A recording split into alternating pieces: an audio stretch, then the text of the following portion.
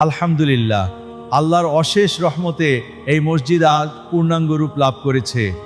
আমার জীবনের স্বপ্ন ছিল এমন একটি ইবাদতখানা তৈরি করা যা শুধু ইটের গাঁথুনি নয়, বরং প্রতিটি মুমিনের হৃদয়ে আল্লাহর প্রতি ভালোবাসার বীজ বুনে দেবে। হয়েছে, কত রাত নির্ঘুম কেটেছে, কত স্বপ্ন বুনেছি এই মসজিদের প্রতিটি মিনার আর গম্বুজকে ঘিরে।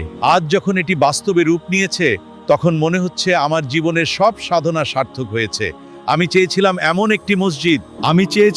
একটি মসজিদ যা শুধু উপাসনার স্থান হবে না, বরং জ্ঞান চর্চা, ভ্রাতৃত্ববোধ আর মানবতার মিলন মেলা হবে।